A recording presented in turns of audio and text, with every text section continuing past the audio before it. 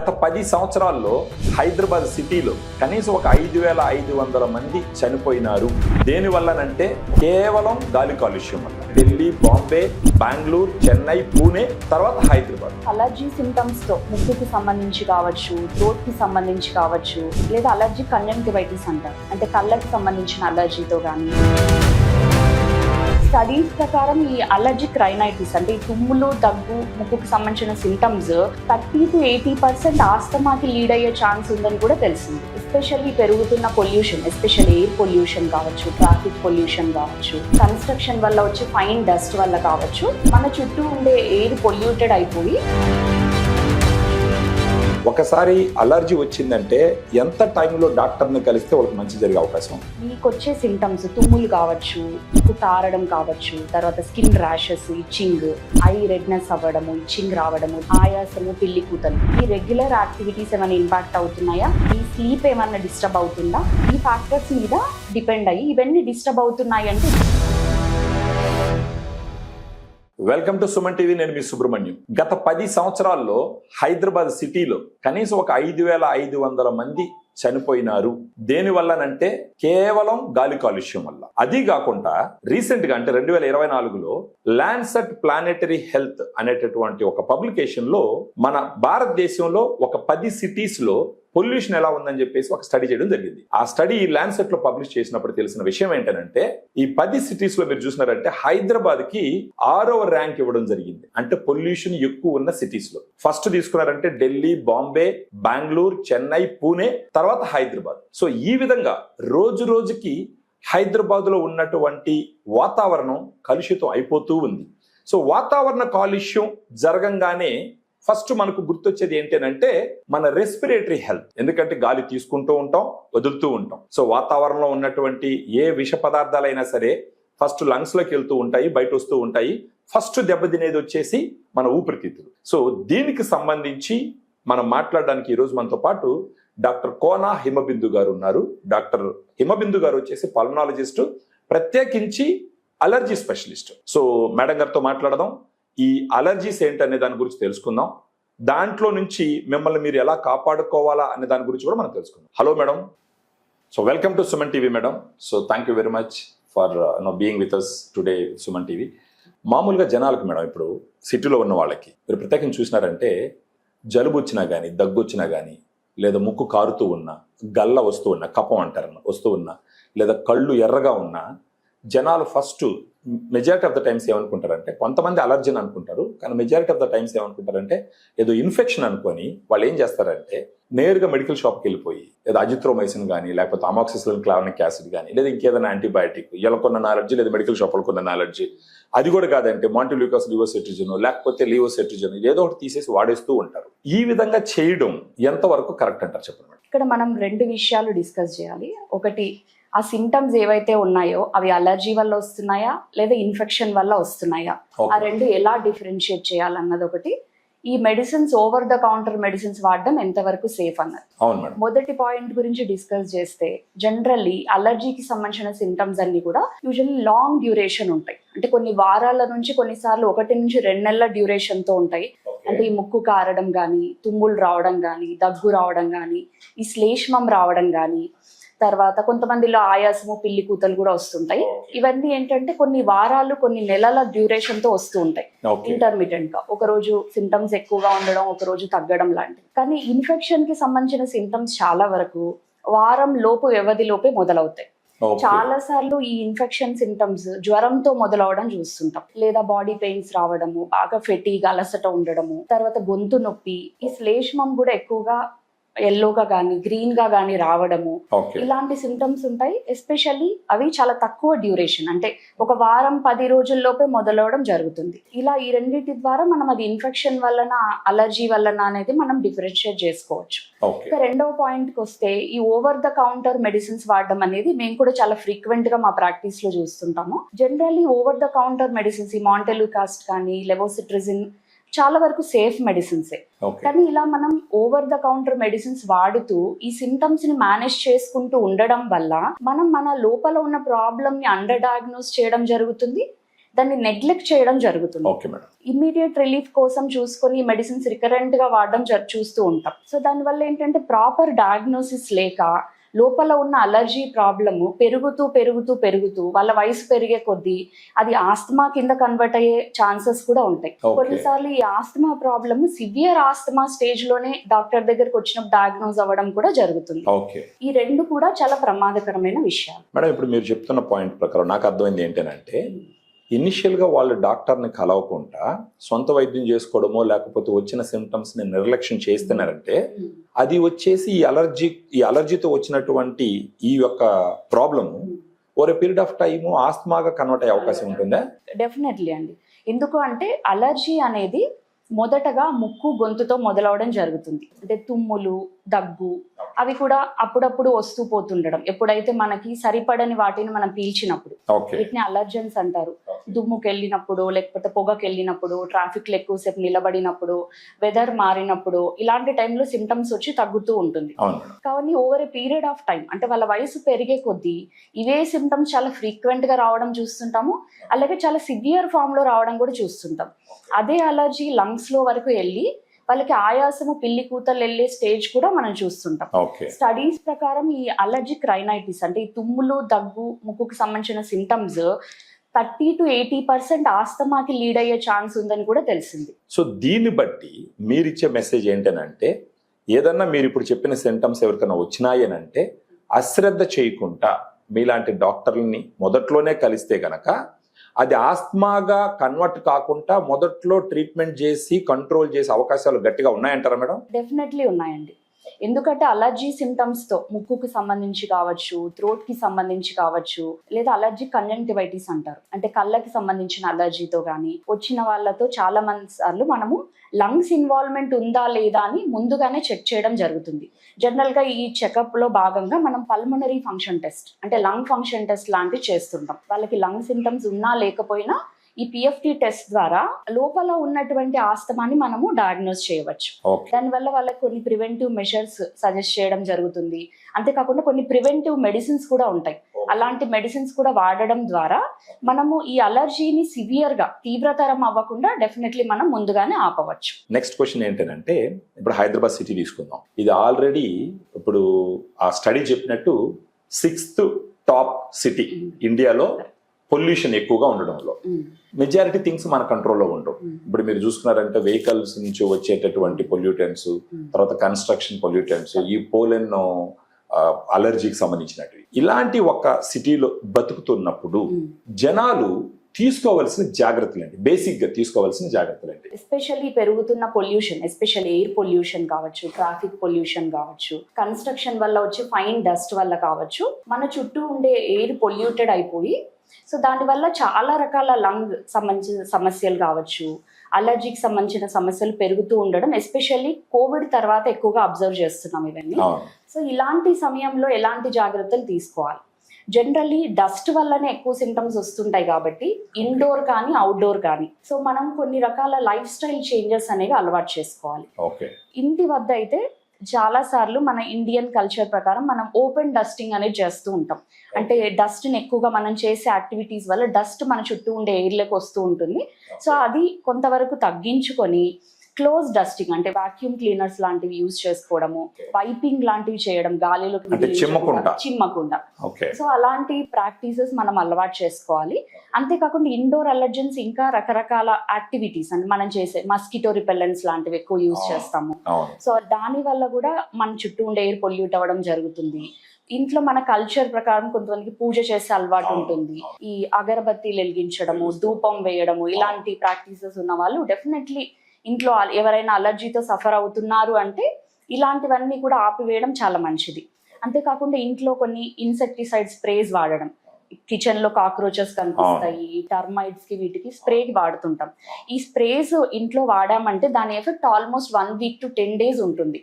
So ఆ ఇంట్లో ఉన్న వాళ్ళు ఎవరైనా అలర్జీతో సఫర్ అవుతుంటే వాళ్ళ సిమ్టమ్స్ పెరిగే ఛాన్సెస్ చాలా ఎక్కువగా ఉంటాయి.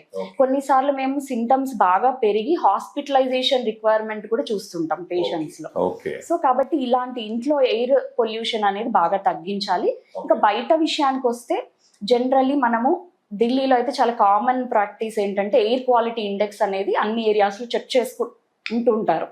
సో హైదరాబాద్ లో కూడా పొల్యూషన్ బాగా పెరగడం వల్ల మనం కూడా మన ఏరియా ఎయిర్ క్వాలిటీ ఇండెక్స్ ఎలా ఉంది అనేది అప్పుడప్పుడు చూసుకుంటూ ఉండడము. మనం ఎస్పెషల్లీ ఇండస్ట్రియల్ ఏరియాకి దగ్గరగా ఉన్నాము అంటే మాత్రం బయటికి వెళ్తున్నప్పుడు డెఫినెట్లీ ఒక మాస్క్ అనేది పెట్టుకోవాలి. ఎస్పెషల్ మన రోడ్ మీద ఎక్కువ టైం స్పెండ్ చేస్తున్నాము, ఏదైనా వెయిటింగ్ టైంలో కావచ్చు, ట్రావెలింగ్ టైంలో కావచ్చు. సో మాస్క్ లాంటిది ఖచ్చితంగా యూజ్ చేయండి. సో దీంతో పాటు మనం జనరల్ గా ఈ పొగ అనేది కూడా, ఈ ట్రాఫిక్ స్మోక్ అనేది కూడా చాలాసార్లు ట్రిగ్గర్ చేస్తూ ఉంటది. పొగకి కూడా చాలా వరకు మాస్క్ తో మనకి ప్రొటెక్షన్ అనేది జరుగుతూ ఉంటది. సో ఇలాంటి జాగ్రత్తలు కంపల్సరీ తీసుకోవాలి. అంతేకాకుండా ఈ వైరల్ ఇన్ఫెక్షన్స్ కూడా ప్రతి ఇయర్ చాలా పెరుగుతూ ఉన్నాయి. సో రకరకాల వైరసెస్ రావడము, ఆ సింటమ్స్ ఈ చలికాలం వర్షాకాలంలో ఎక్కువగా ఉండడం చూస్తుంటాము. సో ఎస్పెషల్లీ ప్రోన్ అంటే రిస్కీ పాపులేషన్ అంటే పిల్లలు కావచ్చు, ఒక 60 years అబౌవ్ ఉన్న వాళ్ళు కావచ్చు, లేదా ఎనీ ఏజ్ గ్రూప్ అలర్జీస్ తో సఫర్ అవుతున్న వాళ్ళకి మేము యూజువల్లీ ఫ్లూ వ్యాక్సిన్ అనేది సజెస్ట్ చేస్తూ ఉంటాం. సో ఎవ్రీ ఇయర్ మనకి ఏంటంటే జూన్ జూలైలో ఈ వ్యాక్సిన్ అనేది మార్కెట్ లోకి రిలీజ్ అవుతుంది. సో ఆ ఫ్లూ వ్యాక్సిన్ తీసుకోవడం వల్ల ఈ వర్షాకాలంలో చలికాలంలో ఈ జలుబు ఎస్పెషల్లీ ఇన్ఫెక్షన్ వల్ల వచ్చే ఫ్లూ లాంటి జలుబు రావడం చాలా వరకు తగ్గుతుంది. సో ఎందుకంటే ఫ్లూ కూడా లోపల ఉన్న అలర్జీని అనేది పెంచుతుంది. చాలాసార్లు జలుబుతో మొదలై మనకి దగ్గు అనేది కొన్ని వారాల పాటు తగ్గకుండా ఉండడం కూడా పాస్ట్ 2 to 3 years నుంచి చూస్తున్నాం. సో ఈ ఫ్లూ వ్యాక్సిన్ వల్ల ఆ పరంగా వచ్చే దగ్గుని కానీ అలర్జీస్ ని కానీ మనం కంట్రోల్లో ఉంచుకోవచ్చు. తర్వాత వ్యాక్సిన్ వచ్చేసి పిల్లలకు కూడా మేడం, అది పిల్లలకి పెద్దవాళ్ళకి. నెక్స్ట్ వచ్చేసి ఇప్పుడు ఈ వాతావరణం ఎలాగో అవాయిడ్ చేయలేం, వచ్చే అవకాశాలు ఉంటాయి. అలర్జీ వచ్చి వాళ్ళకి సింటమ్స్ వచ్చే అవకాశాలు ఉంటాయి. కానీ అశ్రద్ధ ఎక్కువ చేస్తారు, లేదంటే ఇందాక మీరు చెప్పినట్టు ఓవర్ ద కౌంటర్ తీసుకుంటారు, లేదంటే అశ్రద్ధ చేస్తారు.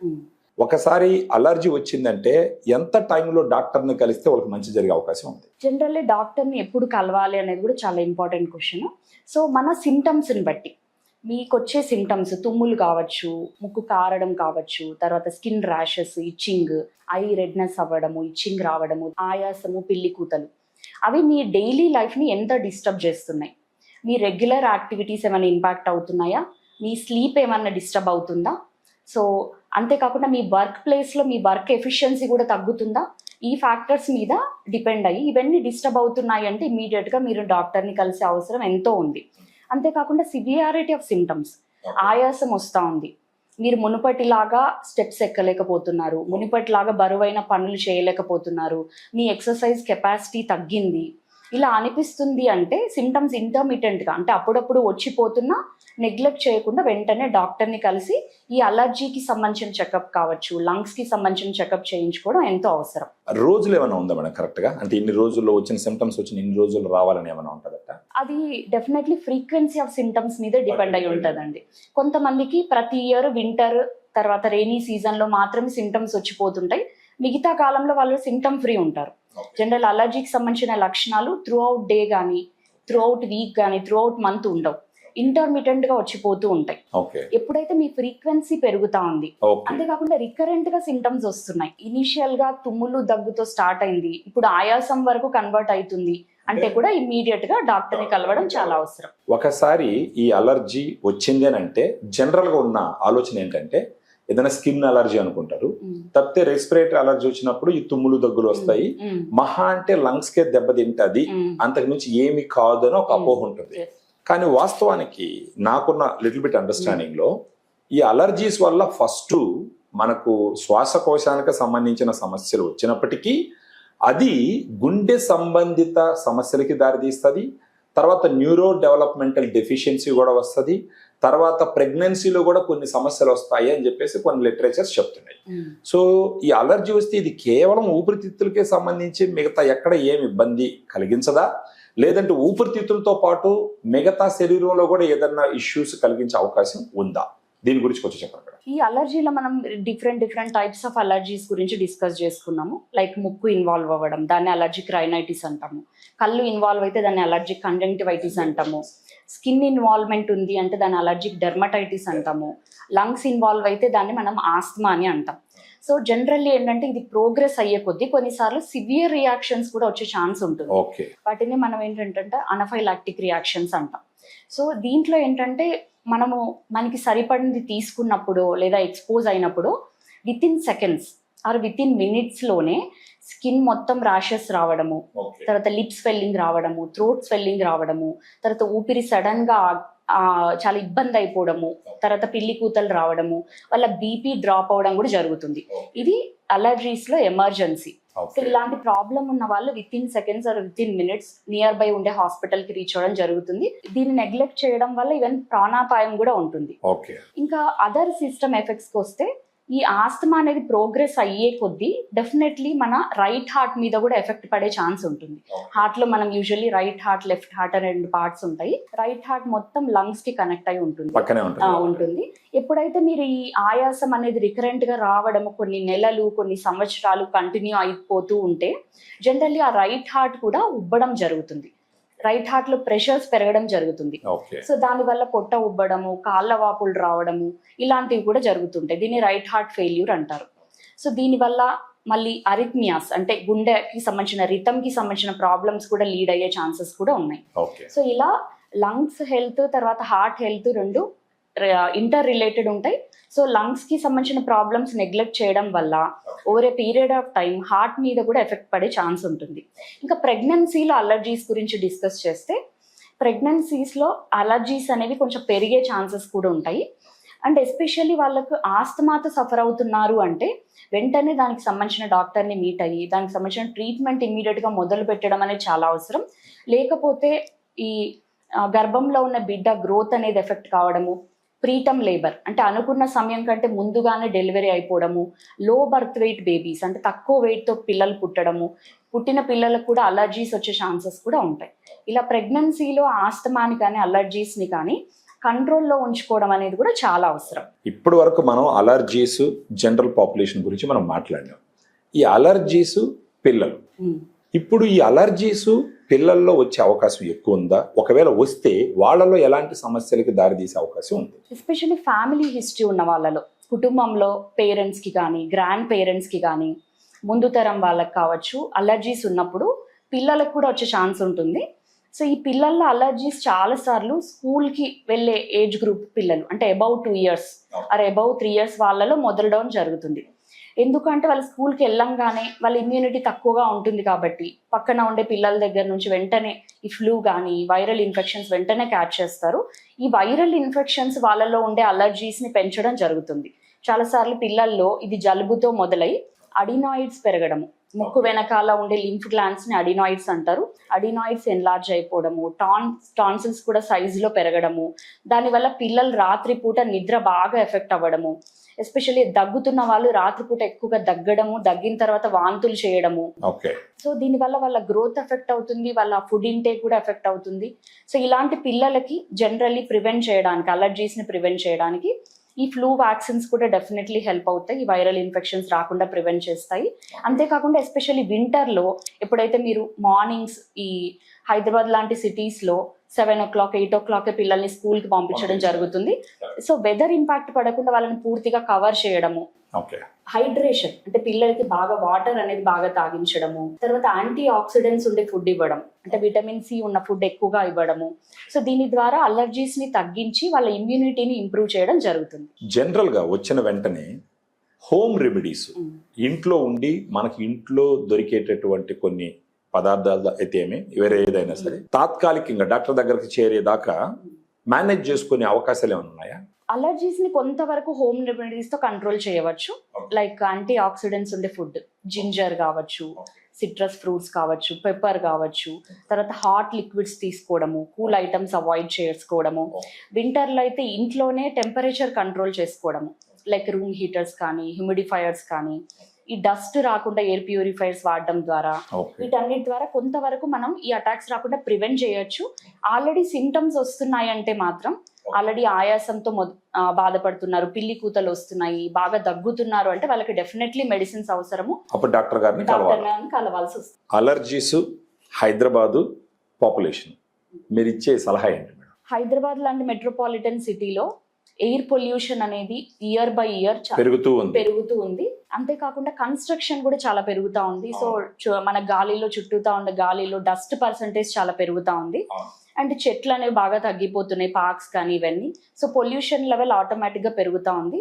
సో ఈ పోస్ట్ కోవిడ్ ఎరాలో, ఎస్పెషల్లీ కోవిడ్ లాంటి పాండమిక్ నుంచి బయటపడిన తర్వాత ఈ అలర్జీస్ చాలా పెరుగుతున్నాయి కాబట్టి, సో బయటికి వెళ్ళినప్పుడు ఎస్పెషల్లీ మీరు హై ట్రాఫిక్ ఉండే ఏరియాలో ఉంటున్నారు, హై ట్రాఫిక్ లో మీరు ఎక్కువ టైం స్పెండ్ చేయాల్సి వస్తుంది, ఇండస్ట్రియల్ ఏరియాలో ఉన్నారు.